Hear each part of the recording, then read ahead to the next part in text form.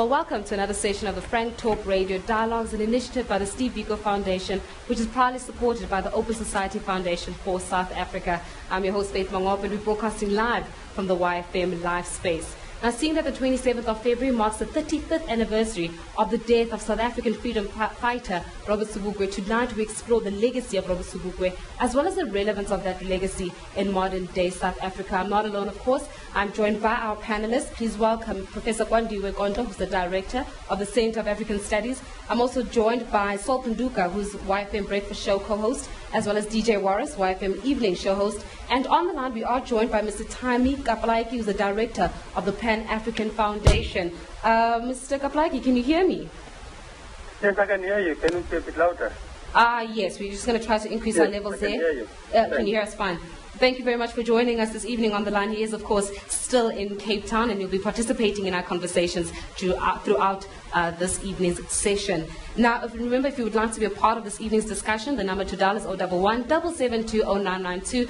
Do feel free to send us an email, drop us a tweet, and also go onto the Steve Biko Foundation Facebook page, where you'll be able then to table your comments, your questions, as well as go onto the Steve Biko Foundation Twitter page, and that Twitter handle is @Biko Foundation. I'm going to repeat it, @Biko Foundation, or else give us a ring on 011-772-0992. I did say to you, we're discussing the legacy of Robert Sobukwe. Gentlemen, thank you very much for joining us this evening, and of course we're looking forward to a robust debate. Have you all ready? Oh, well, yeah, let's get away. As ready as we'll ever be. Yep. You're taking a sip there, so getting a little bit nervous, huh? Not even, eh?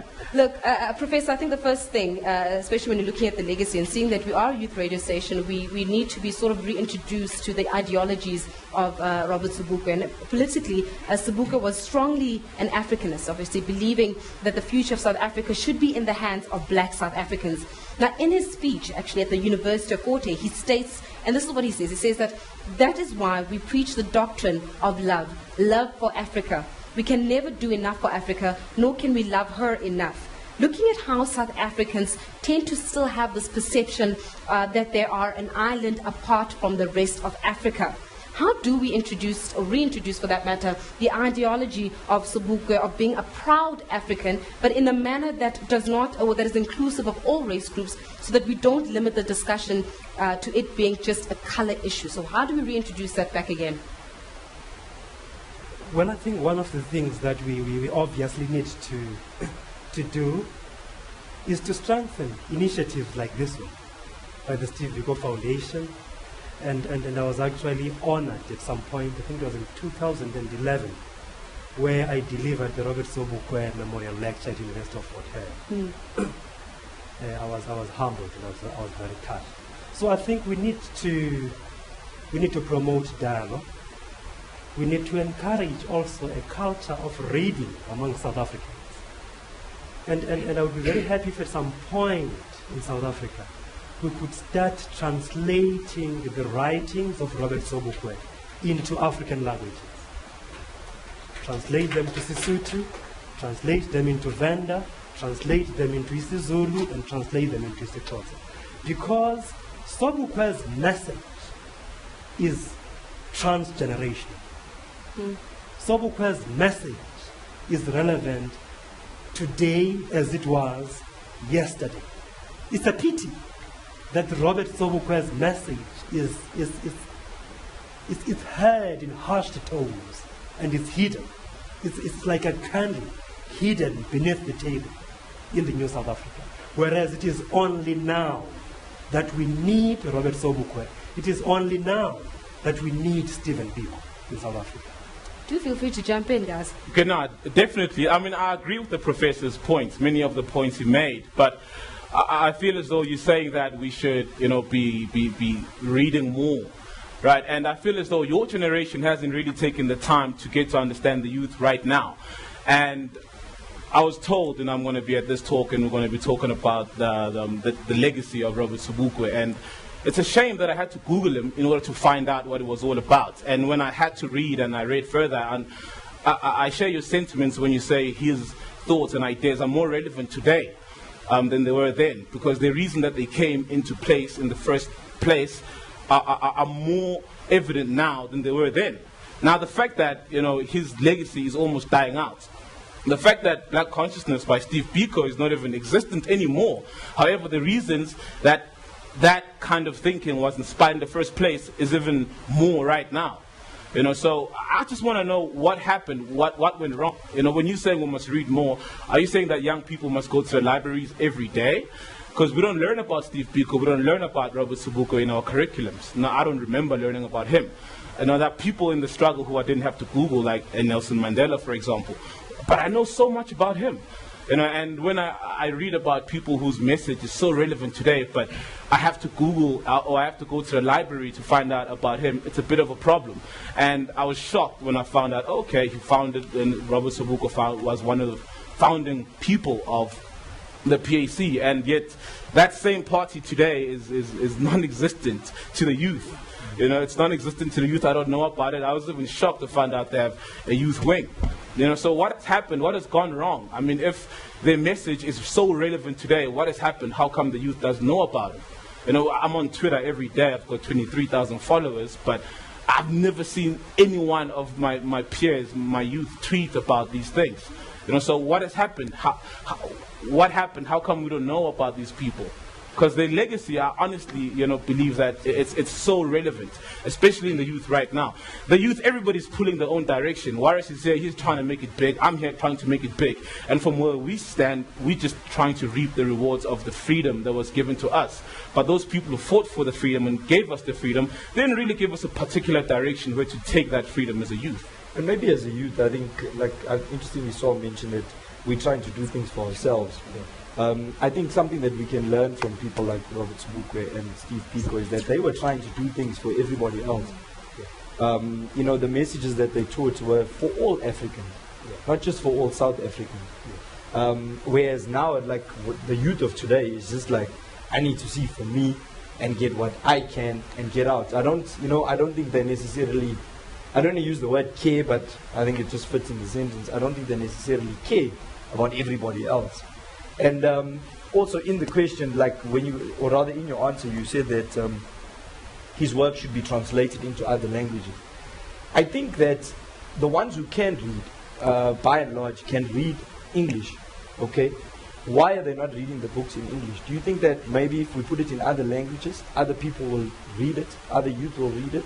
Or will it just be easier for your generation, or even Robert Sobukwe's generation, older people, to say, oh, this is nice, this book has been translated into Zulu, let me grab it and read it? Would the average person, youth, that listens to YFM, for example, say, oh, well, they've translated it into Venda, I'd better go out and grab it? What would the benefit of that be? I'm going to actually invite Mr. Kaplaatjie to actually join in on that conversation. Mr. Kaplaatjie, of course, is joining us on the line. He is in Cape Town currently. You've heard, Mr. Thami Kaplaatjie, the different sentiments shared from the youth's perspective. What do you have to say to that in terms of ensuring that this legacy stays relevant right now? Because as Saul was mentioning a little bit earlier, it's almost as if the legacy is dying. And I think we've just lost Mr. Kaplaatjie. We'll try to get him back on the line. And while we are doing that, Professor, I think that you should be able to field that question from the gentleman. Yes. Sister, let me underline this for a start. There are people who get born posthumously. And I must tell you now, Robert Sobukwe, Stephen Biko, even if we can think for now, their legacies are dying. I'm telling you, they are not dying. These beautiful sons of the African continent will be born posthumously. They will be born posthumously because the liberal subjugation of the radical content of the liberation struggle, it is a phase, it's an epochal phase. Because if you look at, you must read the history of the African continent, the steps many African countries and stages that they had to pass through to get to where they are. I believe that this is a particular phase that we are going through, where the radical content of the liberation struggle was completely overhauled. We negotiated peace, well and good, I think we'll probably do it after the but break, peace about without material dividends does not last. In about the next 2 minutes. And it is in that context where the radical messages of Stephen Biko, black man, you are on your own, the radical messages of Robert Sobukwe, the land to the masses, they are still going to be relevant in future. So I don't believe that their messages are actually dying out. Well, maybe the political parties which used to advance these messages are actually collapsing and being absorbed by the ruling party, but the ideas are still believed. They are going to continue to live. I do concede to the issues raised about how do we get to understand the youth in South Africa, and how do we get to connect with them so that these ideas, they begin to read, explore, understand them. I think I do concede. We have failed in that regard. You see what happened in South Africa in 1990? I think there was some kind of euphoria and excitement which gripped the whole country. And as a result, some of the issues we needed to interrogate in detail actually fell in the cracks. And some of them are only beginning to emerge 18 years after our liberation. Translating the writings of Robert Sobukwe and Stephen Biko into indigenous languages, I think it's important so that we can open the spaces of discourse around these ideas to the poorest of the poor, to the marginalized, to the rural peasantry. Yes, in the villages.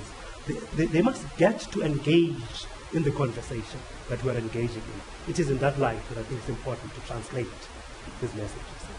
Now, of course, we're going to go for a quick break. When we come back, I'd actually like your views, even during the break. Is the message of Robert Sobukwe being communicated effectively to the young people so that the young people may be able to continue with this legacy? Give us your thoughts on 011 772 0992. Do remember to send us a tweet at Biko Foundation. That is the Twitter handle to use. We're going to go for a quick break. When we come back, more on the legacy of Robert Sobukwe, and in the meantime we will be trying to get a hold of Mr. Thami, who unfortunately we've just disconnected with.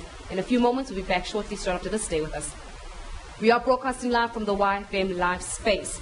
Just before the break, I asked you the question, is the message of Robert Sobukwe being communicated effectively to the young people so that that legacy can continue living where after Generation X has gone? Give us your views on that one. At Biko Foundation is a Twitter handle, 011 772 0992. Gentlemen, before the break, obviously we're discussing about, and of course we had the professor saying that that legacy is not dead. All the sentiments that are shared by Robert and the ideologies shared by Robert Sobukwe, those are not dead. In your perspective though, and as you mentioned, Saul, that you've got 23,000 followers, but nobody's mentioning that legacy. Warwick, how do we start getting young people engaging in this whole talk so that we do not forget our icons and the ideologies that have been left with us continue even in our old age, so that we can obviously then pass it on to our children as well as children's children? When do we start communicating that message effectively? I think we need to start by teaching about it before we start talking about it. So if it could be like maybe incorporated into the syllabus at school, that these are the people responsible for where we are today. This is some of the things that they did in a different time, under different a different regime, and they were never afraid to speak up, and this is what it teaches us today. Instead of maybe the syllabus including things about other histories all over the world, you know what I mean? Why don't we learn about our own? Interestingly, before we came here, when we were discussing it, one of my friends mentioned that he knows so much more about, it's a silly example, but like Christopher Columbus.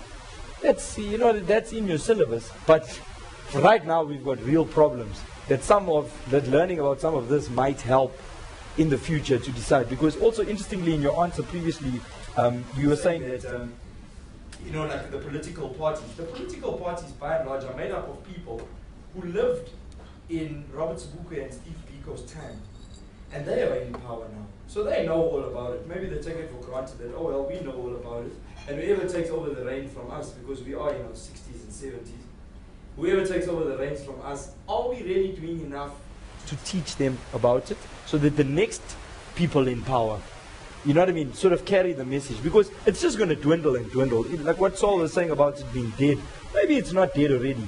It's alive in people like you who know about it. It's alive in other people who know about it. It might even be alive in those leaders of these political parties that are in power now. It might be alive in them, but is it alive in the generation that has to come in and take over from them? Is it alive in the generation that's it's going to be our problem now, 10 years from now? So when are we going to start learning about it? You know, if it is included in the syllabus, who's going to be responsible for that? You know what I mean? Sitting with an education department happy with 30% pass for matric. I just don't see putting it. I think if we trust them, I think we're going to come up short. Okay. To answer Faith's question, I mean, she well, paraphrases. She asked, whether the message of Robert Sobukwe, is it being effectively communicated, to young people? And from what I know about it today, is that young people need to go out there, get educated, and the primary reason that they have to get educated is to empower the next African person, is so that all Africans are eventually empowered. Hence, you had guys like Steve Biko went out there to be doctors, and Robert Sobukwe was a teacher. It's for that, to take those tools and use them to plow back into Africa for the love of Africa. However, today we all want to get degrees. I want to get an engineering degree so I can earn 80,000 rand a month for myself and my family. And the reason I was in high school, we were told that there were not enough science teachers and math teachers. However, people are going out there to study the math and the science, but they want to be actual scientists, etc., to enrich themselves. Or they want to go teach abroad. Or they want to go teach abroad, exactly. And all we're doing is we're taking advantage of what we were told when, we were past this freedom. With freedom comes the Constitution. With the Constitution comes the Bill of Rights, which says you're allowed to buy this, you've got the right not to buy that. You've got the right to enrich yourself, you've got the right to help the next poor person, or you've got the right not to even care about them and just enrich yourself. So that's what we're doing. So I really think it hasn't been communicated effectively to the youth because we are not living that. And one of the teachings as well of Robert Sobukwe, from my understanding, was that African culture should take, how can I put it, should take priority in Africa more than any other cultures in Africa, and we should be proud of being African. But it's not happening, honestly, honestly amongst the youth. It's not, and that Africans need to be proud, young Africans need to be proud of being African and to believe that their Africanness can take over the economy and own the economy. However, we're in a position where some of the young Africans are believing that maybe if I'm more white, I'll perhaps reap these rewards of this economy. Or more American. Or more American or whatever. So I honestly believe that the message of Robert Sobukwe is not being communicated effectively in modern day, especially to the youth. Gentlemen, I'd like to take us a little bit of a step back here. We're mentioning the different aspects of Robert Sobukwe's message, but I think that so that we do not sort of miss out and misinterpret the discussion today, let's go back, Professor, and talk about this message. I mean, one of them, Saul just rightly mentioned there, was the fact that we need to be proud of being African. But if I'm sitting at home and I'm listening to this conversation for the first time and I just tuned in, I'm stuck because I do not know what this whole talk is about. Robert Sobukwe, his ideologies, his message. Very quickly, what was that message that we need to really so bravely as South Africans, young South Africans, hold on to? Well, I think the first message, which when I read Sobukwe's writings in his speeches, I would say it's summarized in the slogan of the Pan-Africanist Congress during the early years. And their slogan was, serve, suffer, sacrifice. Yeah? Serve, suffer, sacrifice. These are very important attributes of leadership. Serve, suffer, sacrifice for the liberation of the African people. Okay. Yes. And the second teaching, let me say the set of teachings from Robert Sobukwe revolved around the land question. Let me say land and economy. People who don't own, I'm not talking about people who don't have a share, but people who don't own the material means of production in their own country can never determine their destiny. That was Sobukwe's message. That's why the issue of land and economy was so central to Sobukwe's teachings. And thirdly, the third level of set of teachings of Robert Sobukwe, it was around the issue of African affirmations. Yeah. It is in Southern Africa, and maybe worse in South Africa, where the impact of colonialism has been so enduring. Other countries were colonized. The Chinese were once colonized, but the effects of colonialism have been so enduring in Southern Africa and worse in South Africa. And why is that? Why is that? It's because the colonizers defeated us on two very important issues that are so core to the definition of who you are as a human being. That is, number one, our indigenous religion, and number two, indigenous languages. When you read Sobukwe's writings, you find that he is so sharp-pointed in underlining the significance of these three key aspects. The first one is leadership. Leadership which suffers, sacrifices, and is prepared to do everything for the people. Number two, the land and economics. A people who own the means of production in the land of their birth are able to define their destiny. And thirdly, African affirmations, our indigenous religions and our indigenous languages. In my understanding of the readings of of reading Sobukwe's work, I think these are the areas where he was very strong on. Okay, but now we sit with the leadership that if you're looking on the outside looking in, they suffered so that now they may lead, but they're not suffering anymore. The people are suffering. You understand? And it also seems like a leadership that serves itself first. Nobody in leadership is poor. Do you know what I mean? Public servants, it's almost like now the dream has become, if I need to, like let's say for example, I want to be a leader of tomorrow, okay? And I want to get into politics for argument's sake, okay? Because I feel that in that field I can maybe have a party and my party is going to preach this message and this is where we're going to take the people. I think now it's more like a dream lifestyle where if I get in there, I can get a tender, I can enrich myself, and then I can pretty much do whatever I want because I'll have money and I'll have power. So is the leadership necessarily living out Robert Sobukwe's message? Are they following his teachings? Well, I think what you're talking to now is what I call the moral climate of our epoch. The moral climate of our epoch is totally different.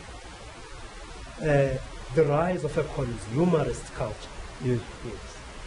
Opulence. And the rush for power, fame, and material wealth. That is why I said at the beginning, it is today that Robert Sobukwe and Steve Biko become so important in the lives of black people. I get so worried when you look at the life of an ordinary black person outside the city centers. Some of them lack role models. Some of them have actually very bad role models. And the rush is to get out of poverty, irrespective of the means that one uses to get out of poverty. Just to get out as quick as possible. Yes. We glorify people in the media and everywhere and celebrities that have made money without an education. It's like I can become a rapper, make money, live the lifestyle and the life, but I'll just barely have a matric. But if I can write good rhymes, that's me away. Or I can become a DJ and I can charge 5,000-10,000 rand per gig and I can make music and release songs and I'll be Saul Phenduka or I'll be DJ Warras. Instead of one where it's, if I get my education, I can be better and I can be more. And I think importantly, I can help my fellow man and my country. Earlier, Saul said that nowadays, it's like when I went to varsity, and when I was at varsity, I remember in first year, there must have been about 2,000 people that were all there to study BCom accounting. They were studying BCom accounting not necessarily because they could become chartered accountants one day. They were studying it because they wanted to become chartered accountants one day because they heard of the salary that chartered accountants bring in. In second year, that 2,000 was 1,000, and by third year, that 1,000 was 200. And not everybody finished. What if those 1,800 that fell off, why couldn't they have, maybe they could have studied something else, like communication, for argument's sake. I'm not saying that accounting is necessarily more difficult, or, you know, I'm not trying to say one course is more difficult than the other. But they were, what I'm trying to say is that those people were studying what they were studying because they were after the paycheck that one can earn at the end for themselves, very importantly. You know, there needs to be a culture of, if I become a doctor, I want to work at Baragwanath Hospital. Because at Barra, there is an oversupply of patients, okay, and not enough doctors to service those patients. And a nursing staff that 9 times out of 10 couldn't really care, and is just waiting for their tea time, lunch hour, etc. It's like it's a chore, you know? Robert Sobukwe was a teacher. I bet you every morning when he woke up, he was proud to be a teacher. My grandfather was a teacher for 40 years. And I remember he'd wake up at 5 to polish his shoes, so that when he got to school, and he said to you, your shoes are not polished, he was doing so with a polished shoe. Whereas now, if teachers don't get their way, they strike. You can't, why are you striking? What about those children that you're leaving for 3 months without their syllabus being continued? How many of them are going to fail? How many of them need your help? So we need to glorify it in such a way where it becomes, that's what you need to dream of being. I wish I could have been a stockbroker, but I'm not a stockbroker. I'm a DJ. I'm one of the lucky few. There's not that many of us here, nor are there many of us at the other radio stations. But that doesn't, I bet you more people want to be DJs than there are people that want to be stockbrokers. You get what I'm saying? Or engineers, or doctors. It just seems like nerds do it. It's no longer the cool thing to do. Yeah. And I mean, another reason, it sounded like the listener was saying that, you know, books are the key, but the youth doesn't really want to read. Not necessarily. The thing is, the youth of today, we are very motivated. And we want to know when we do X and Y, the result is this and that. And we are always told, books are the key, books are the key. And no one really, you know, tells us a key to what. And then we take the assumption that they're the key to become successful, to make it big in life. And then, as Warras said, we see people who have made it big without necessarily the books. Whereas, you know, they should, you know, reiterate the message of Robert Sobukwe that the books are the key to serve, you know, like you said, so that one day you can serve to the youth. But we're not told that.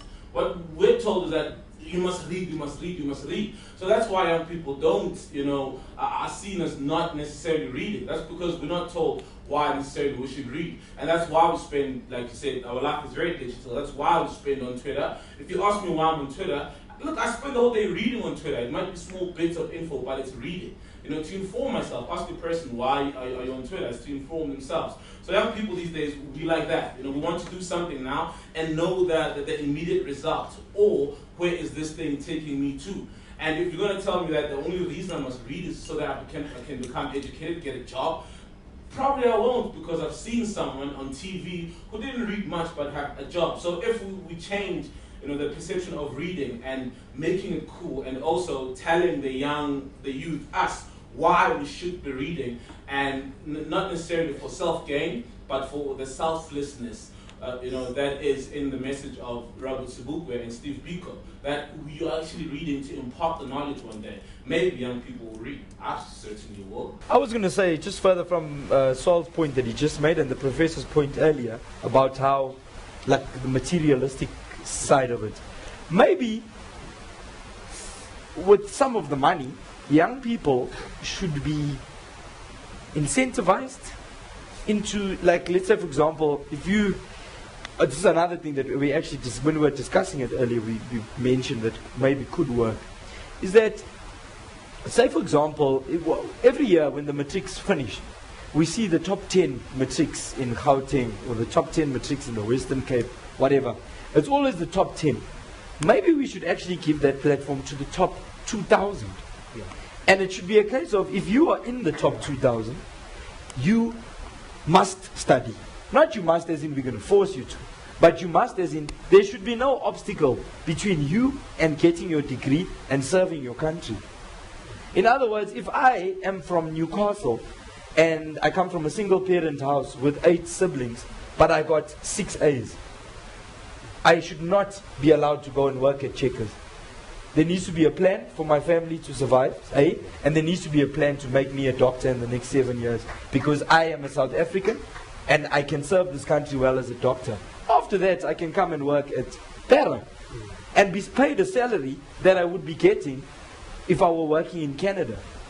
And maybe we can shave some money from somewhere, but we need to find it. Otherwise, there's simply no hope. We can't operate on the system we currently operate on, where I want to become whatever I want to become, an engineer, so I can go work in Dubai and earn dollars and not pay tax. That shouldn't be. It should be, I want to become an engineer so I can build bridges in Ngwavuma, in Natal, so people don't have to cross the river. You understand? Maybe that's where the thinking needs to be. So however we incentivize the youth, or something needs to be done. And if they are after money, and they're after material things, then let's give it to them. You know what I mean? Let's, instead of having 6 cars in the Blue Light Brigade, let's have 4 and give 2 X5s to you if you finish your degree. 1 for you, 1 for your wife.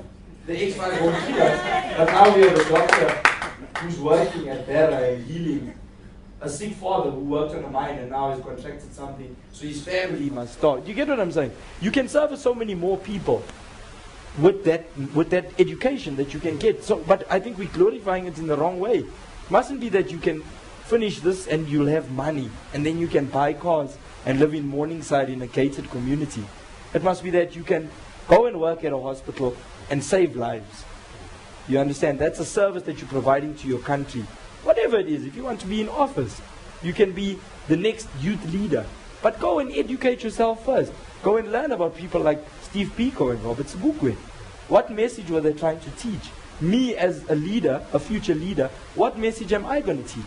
Am I going to send out a message that I have 12 bodyguards, a convoy of cars and a mansion, and I come to you in Alex where the rats are carrying you away, and I say, hey, let's have a life like white people.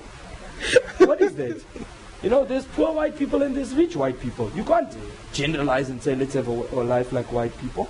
I once spoke about it on my show and I said, what they should be saying is, let's have a life like BEE tycoons. Let's all get tenders. There's simply not enough to go around. You know what I mean?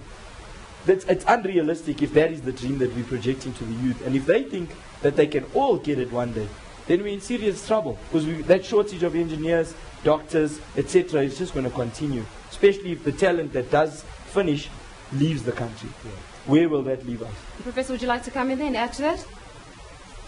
Well, I think Thami Plaatjie got it absolutely right. That once we acquire education, what is the purpose? What do we want to use it for? For self-aggrandizement or for the emancipation of society? I think that is a very important point. I think I also would like to comment on the points that have been made by the 2 gentlemen in the studio. From what I could deduce, analyzing what they were saying, I think the issue of symbolism is very important in society. In other words, what kind of symbols do we generate as society? And how do we use these symbols in our society? So it's very important going forward for South Africa and learning from the example of Robert Sobukwe that the first important symbol starts with yourself. The issue of self-discipline, the issue of ethical leadership, these are issues that we should keep on emphasizing in South Africa today. South Africa is in a very, very challenging position currently. The spiritual impoverishment of African communities makes my heart bleed. Spiritually impoverished communities, you find people who lack self-love, Once you lack self-love, you cannot love another person. So it's not only material impoverishment which is hitting the lives of black people, but there is serious spiritual impoverishment. Your closing remarks, starting with you, Professor. Well, my closing remark is that I think there's a lot of work that we need to do with the youth and also for the youth. We owe our young people, we owe them an exemplary life. We owe them ethical leadership. We owe them leadership which leaves the talk. There's a lot that we owe our young people. And really, I think we need to expound and explain and write about Robert Sobukwe, write about Steve Biko, so that they understand these two leaders. Warwick? I think that, I don't know, I think that the youth, like what the professor, is Professor Thami in Cape Town? Mr. Thami Plaatjie, yes. Mr. Thami Plaatjie was saying is that nobody taught it to Steve Biko and nobody taught Robert Sobukwe. So he was saying that the youth need to go out and teach themselves, because education is not confined to the four walls of a classroom. Well, I think he's alone in that. They're not going to teach themselves. They need to be taught from school level, because that's just not what they're interested in. That's the bottom line. Yeah. I deal with 10 to 15,000 of them every weekend, and they do not want to go out and do it for themselves. They don't. That's just the reality, unfortunately. Yeah, it is unfortunate, because he's making really good points, and I wish there were people like that. But there are some. I'm not saying all the youth is bad and stagwas. That's not what I'm saying. But what I'm saying is there are so few that I think maybe we need to actually give them that helping hand and teach them. Maybe if they know about it, they'll say, hey, I'm going to hit up the library this evening, or I'm going to Google Robert Sobukwe, and I'm going to educate myself. You understand? What is black consciousness? I'm going to go and do it. I'm going to go find out about it. Maybe that will put them on the path to do it. But expecting them to just do it themselves because some of the names are on street signs in Pretoria is really, it's unrealistic, and it's going to take too long. In the interim, we will be stuck with the leadership that is, which will be followed by leadership that is following the example of the previous leadership. And at the moment, that example is, if I'm in politics, I will have a tender. That is the example. Not if I'm in politics, I can make a change. If I had to get into politics, Professor, the first thing I want is a tender. I don't want to change anything. Let me correct you. It's not that bad. No, but I'm saying, in an extreme case, let's treat it as it is that bad, so that we can do something. Even today we in do. politics. Gentlemen, we're going to be able to continue this conversation, Warwick, after we have said goodbye to our listeners at home. So, your comments very quickly. Look, I agree with Warras. That the info is out there, but the youth is not. If I'm 5 or I'm 6 or I'm 13, I'm not going to go to the library seeking for that info. Because, the info on Robert Sobukwe is fighting against TV, which Steve Biko didn't have, and Robert Sobukwe didn't have. It's fighting against Facebook, Twitter, and everything else which they didn't have. I mean, they could pick up a book on their own, but we've got all these other things that, are demanding our attention because everybody's doing it and it's cool. So if we're pointed out in the right direction by the teacher, like I said, bring it to class, then perhaps the young person is going to go out of class and research more, Google more on what they've been told about. But if I don't know about them, trust me, the young person, there's no ways they're going to go and have that onus on themselves to go research about these people and their teachings. Highly unlikely. Highly unlikely.